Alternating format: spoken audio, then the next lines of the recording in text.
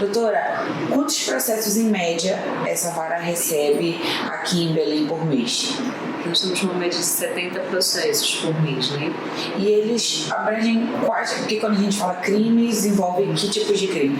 Aqui é a vara especializada em crimes contra a dignidade sexual de criança e adolescentes. Aí vão desde crimes de estupro de vulnerável, que são aqueles conjunção carnal ou outro ato libidinoso contra menor de 14 anos de idade.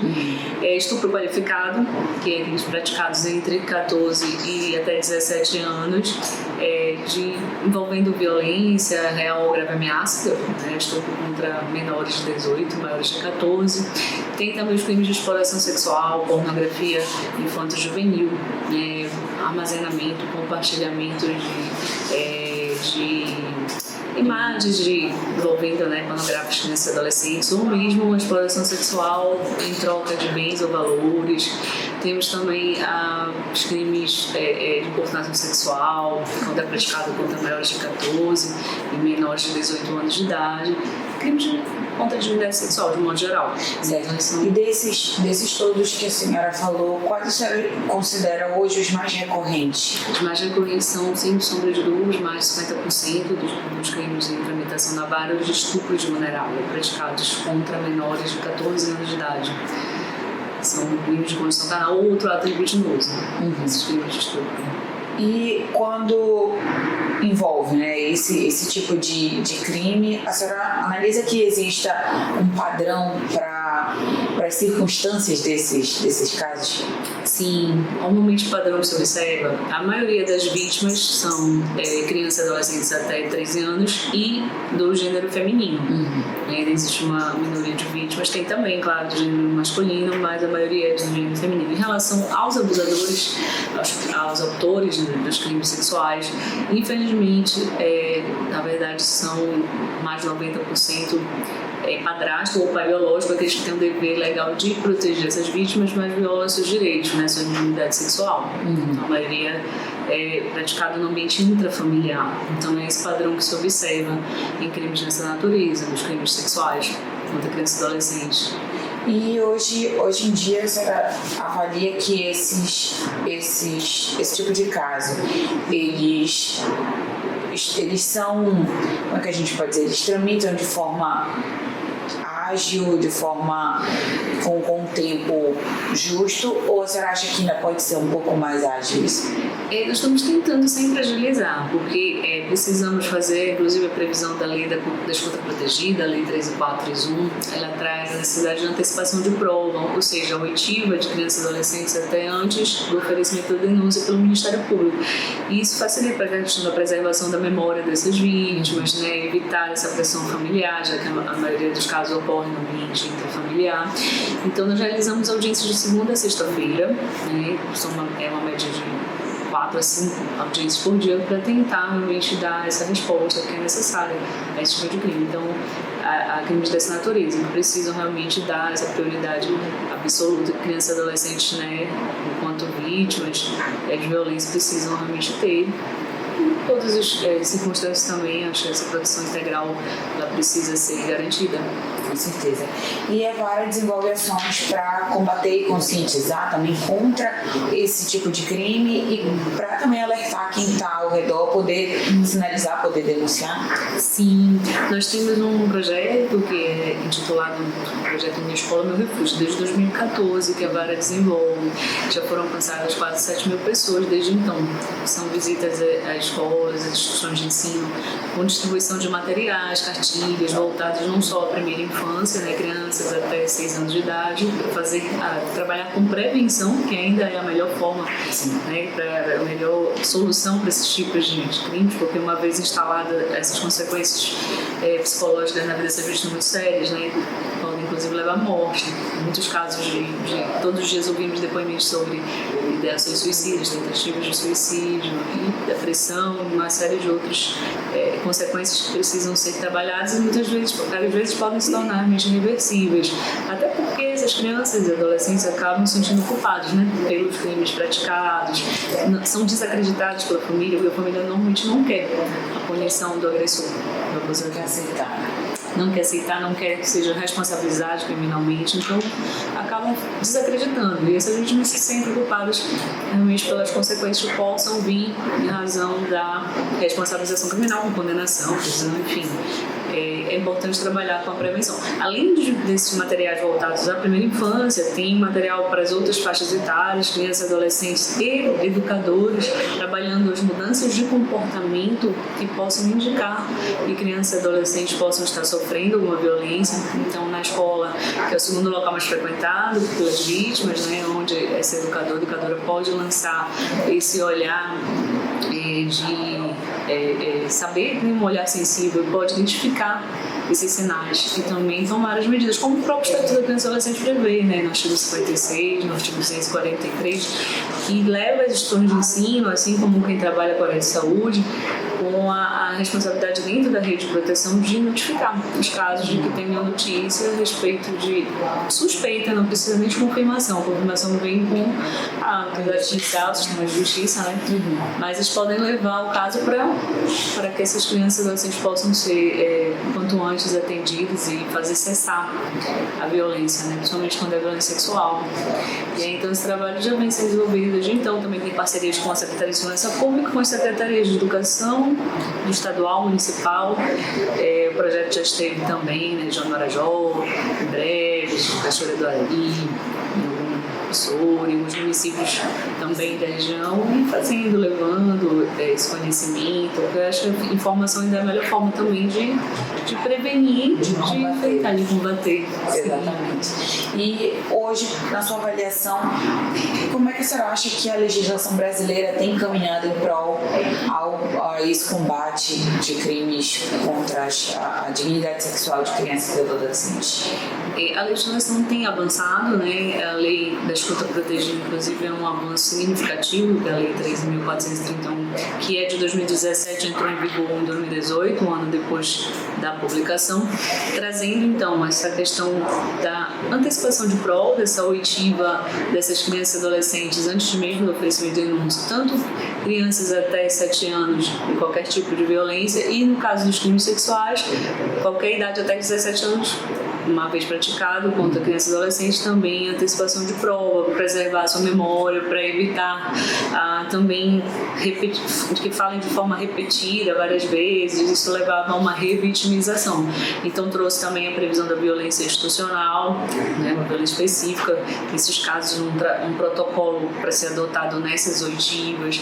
Houve então realmente todo esse cuidado, o legislador trazendo de uma forma expressa, não se pode mais ouvir crianças e adolescentes na sala de audiência, né? Então, sempre, principalmente crimes sexuais, dado o constrangimento, né, precisa realmente ser alguém profissional capacitado nessa oitiva.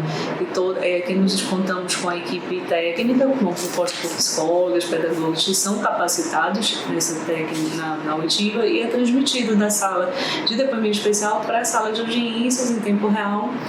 Esse depoimento, esse relato, para poder, né, ser dada essa atenção especial. Além disso, veio a Lei Riborel, que é de 2022, né, 14.344, trazendo, inclusive, a previsão sobre violência doméstica e familiar contra crianças e adolescentes, com previsão de medidas protetivas mais específicas, além das que estavam previstas na Lei 13.431, da escuta protegida, e também trazendo essa atenção que deve ser dada, porque realmente é uma violação dos direitos humanos e precisa ter toda uma prioridade. A questão também de uma previsão expressa de qualquer pessoa da comunidade ter o dever de denunciar, de notificar. Isso já estava previsto no ECA, mas agora a Lei Riborel acabou reforçando, né, essa necessidade de trazer isso, de toda e qualquer pessoa da comunidade ter esse dever de observar suspeitas ou confirmação de maus-tratos contra a criança, incluindo os maus-tratos sexuais, né?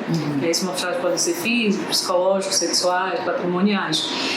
Além disso, a Lei Riborel também, assim como ocorreu com a Lei Maria da Penha, na violência doméstica familiar contra a mulher, retirou a possibilidade de aplicação do juizado especial, da 9.099, da Lei de Juizado Especial para esses casos, para suspensão condicional do processo, não cabe mais quando se trata, então, de crimes sexuais praticados ou violência de qualquer natureza contra crianças e adolescentes, né, no ambiente familiar.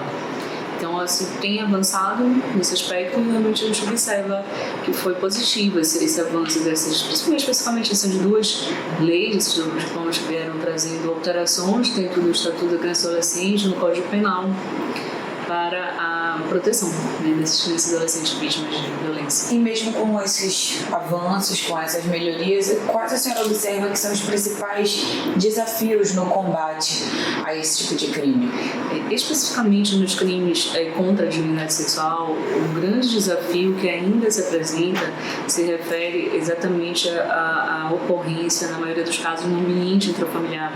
Então isso acaba gerando não só o temor a essa vítima, o pacto do silêncio que é estabelecido com a vítima, de não revelar, de não falar com ninguém.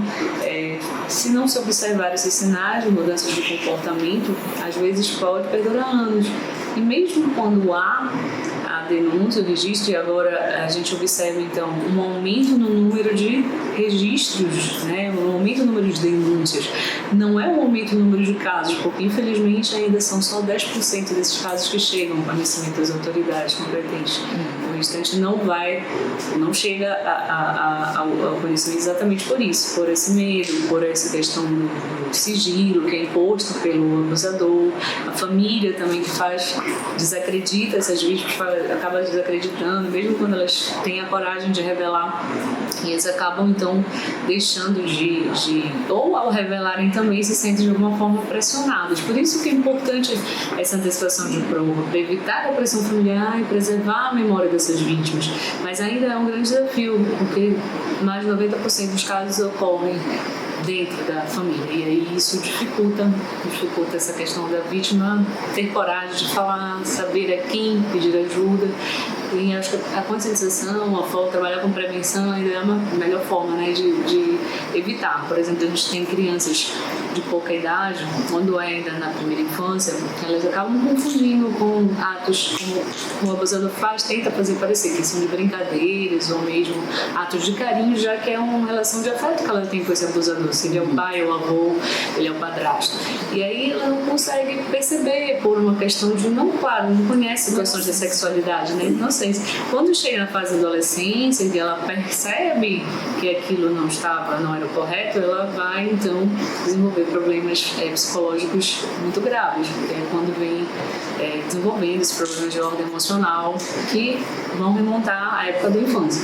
Por isso, trabalhar com a primeira infância, tem inclusive a cartilha voltada aos educadores que possam trabalhar com crianças, porque tem partes íntimas que não podem ser tocadas. A gente chama de educação sexual, mas não é sobre ensinar sobre sexualidade essas crianças, mas sim de que saberem que podem pedir ajuda de um adulto e que tem partes íntimas que não podem ser tocadas por terceiros, a não ser a sua mãe, uma higiene, está fazendo a sua parte de higiene pessoal, então uma cuidadora, mas saber que ela pode pedir ajuda. Sim, que pode pedir ajuda, né? Nesses segredos, bons segredos, maus, fazer essa conceituação sobre algumas situações em que crianças possam, com a sua idade, respeitar a sua faixa etária, entender, né, que se trata de preservar, do respeito que tem que ser também o seu corpo, a sua dignidade sexual, de uma forma, claro, respeitar a sua faixa etária. E a gente tem que trabalhar com todas as faixas etárias, de acordo de forma também com atividades lúdicas, com algumas dinâmicas que são realizadas com alunos e também com educadores. A equipe multidisciplinar participa de forma multidisciplinar, que é feito, desenvolvido esse projeto. Em 2020, o projeto foi também conhecido pelo Prêmio Nobel, ficou entre os 2 práticos finalistas com reconhecimento de uma prática de prevenção e enfrentamento a essa violência sexual. E a gente ainda vem desenvolvendo, sempre trabalhando com... E a gente realmente notou um aumento no número de casos denunciados pelas instituições de ensino também. De uma forma, a gente acaba ajudando. Claro que há outros projetos que são desenvolvidos, mas assim, de uma forma ele plantou aquele tijolinho dele nessa construção. Houve um retorno, né? Sim. E assim, a gente percebe um aumento muito grande no número de crianças no ambiente virtual, né? E e a gente vê com muita frequência a exposição, né, da internet, o mundo da internet é muito vasto. Uma criança pode se relacionar, pode interagir com uma pessoa bem mais velha, ou às vezes até com um adolescente também, às vezes que pode causar alguma coisa ali. E vocês perceberam um aumento no número de casos que tem origem ali nesse mundo da internet, ou que tenham relação com isso? Sim, houve um aumento no número de notificação desses casos. A maioria dos casos se refere ao armazenamento ou compartilhamento, né, de cenas de nudez ou de cenas pornográficas, ações sexuais envolvendo crianças e adolescentes, né, nas operações policiais, nas investigações que acabam sendo identificadas. E também a 240, 241 A e B, 241 e 241B do Estatuto da Criança e Adolescente, né, que tem a previsão sobre essa pornografia infantil juvenil, que está dentro do conceito mais amplo de exploração sexual. E alguns casos também de venda desses materiais, de produção direta por quem faz, né, já é um número menor, ou então aliciamento de menores de idade, né, tentam aliciar, se fazendo passar por outras pessoas. Isso há um risco muito grande, né, na questão da internet. No dia, na programação do Maio Laranja, que agora é dedicado à prevenção e ao combate, né, ao uso de exploração sexual, nós vamos até desenvolver um seminário, um webinário, né, no dia 22 de maio, com delegado da Polícia Federal, delegado da Polícia Civil, promotor de justiça que atuam também nessa área, para poder trazer também essa conscientização maior. Então é importante trabalhar com crianças e adolescentes. Muitas vezes os pais acabam não supervisionando, né, esse uso, saber com quem estão falando, que pode realmente, esse que você mencionou, de estar se fazendo passar por outra pessoa, seja da mesma idade dessa criança ou do adolescente, para tentar uma aproximação, e depois, quando os pais descobrem, já é um pouco tarde, seja um compartilhamento de nudes, de situações horrores, ou até mesmo, como já ocorreu, de situações de ser levadas e atraídas a determinado local para prática, né, de violência sexual e até a morte dessa vítima. Então, é importante sempre dar esse alerta para criança e adolescente nesse sentido. Hoje, a senhora acha que... A senhora acha não. Hoje, quantos desses crimes envolvendo crimes virtuais, né, ferindo a dignidade sexual de criança e adolescente, representam a demanda aqui da vara? Esses ainda têm um percentual ainda bem menor, 3%, mais ou menos, dentro da realidade da vara. A gente tem a maior parte dos casos não só são de estupro de vulnerável, como de estupro qualificado, né? E esses ainda tem um menor, mas ele aumentou o número de notificações. A gente mesmo se observa que, em relação às notificações, ocorreu um aumento.